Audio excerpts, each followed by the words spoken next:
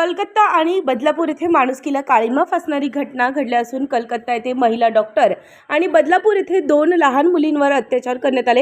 या घटनेमुळे संपूर्ण भारतात नागरिकांमध्ये तीव्र संतापाची लाट असून ठिकठिकाणी निवेदनं आरोपींविरोधात लवकरात लवकर कठोर कारवाई करत शिक्षा करण्यात यावी अशी मागणी होत आहे। तसेच एससी आणि एसटी आरक्षणाबाबत तसेच लैंगिक अत्याचार करणाऱ्या घटनांमधील आरोपींच्या विरोधात आज चांदवडमध्येही आदिवासी बॉयज ग्रुप आणि ब्लू पॅन्थर संघटनेच्या वतीने पोलीस स्टेशनचे पोलीस निरीक्षक यांना निवेदन देण्यात आलं। तसेच तहसीलदार त्यांना निवेदन देण्यासाठी एससी आणि एसटी कॅटेगरीमधले सगळे समाज बांधव या ठिकाणी जमा झालेले आहेत। विषय आहे एससी व एसटी आरक्षणाबाबत तसेच बदलापूर येथे 2 लहान मुलीवर झालेल्या लैंगिक अत्याचार तसेच कोलकाता येथील घटनेच्या जाहीरनिषेधाबाबत। विषय असा आहे का गेल्या काही दिवसापूर्वी सुप्रीम कोर्टाने एक जजमेंट पारित केली आणि त्या जजमेंटमध्ये अनुच्छेद 41 आणि 42 नुसार जे आरक्षणाच्या बाबतीत अधिकार संसदेला आणि राष्ट्रपतींना दिले होते ते अधिकार काढून त्याची उपवर्गामध्ये निर्मिती करून ते अधिकार प्रत्येक राज्याला दिलेले आहेत। यामुळे एससी आणि एसटी कॅटेगरीमध्ये जे संवर्ग येतात त्या संवर्गाचा या ठिकाणी आरक्षणाचा सर्वात मोठा प्रश्न निर्माण झालेला आहे। त्यामुळे या समाजामध्ये असंतोषाची भावना निर्माण झालेली आहे। याकरिता काल संपूर्ण भारत बंद होता। अनेक आदिवासी संघटना, दलित संघटना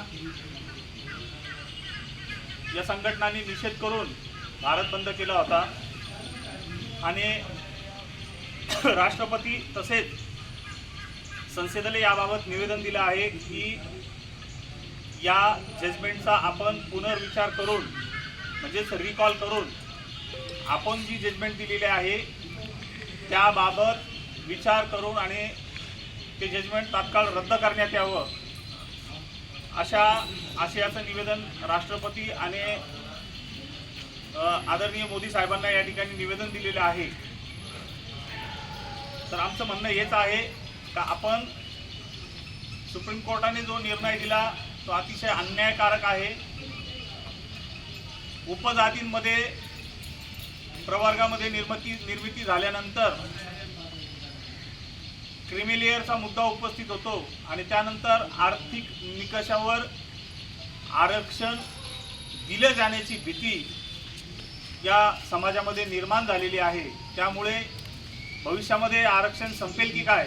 जर आरक्षण संपेल तर हा समाज भविष्यामध्ये पुढे जाईल किंवा त्याची आर्थिक परिस्थिती सुधारेल याची शंका निर्माण झालेली आहे। तसेच बदलापूर येथे गेल्या 3 ते 4 दिवसापूर्वी ज्या लहान मुलींवर अन्याय झाला, अत्याचार झाला, लैंगिक अत्याचार झाला त्या नराधामाला फास्ट ट्रॅक कोर्टामार्फत खटला चालवून ताबडतोब फाशीच्या शिक्षेची तरतूद करून त्याला तात्काळ फाशी देण्यात यावी अशी देखील या ठिकाणी मागणी केलेली आहे। तसेच आदिवासी विद्यार्थी 13 जिल्ह्यातील 17 संवर्ग आदिवासी पेसा भरती तात्काळ रद्द करावी याबाबत देखील या ठिकाणी आम्ही निवेदन करीत आहोत। आदिवासी बॉयज ग्रुप चांदवड तसेच ब्लू पॅन्थर युवा प्रतिष्ठान यांच्या माध्यमातून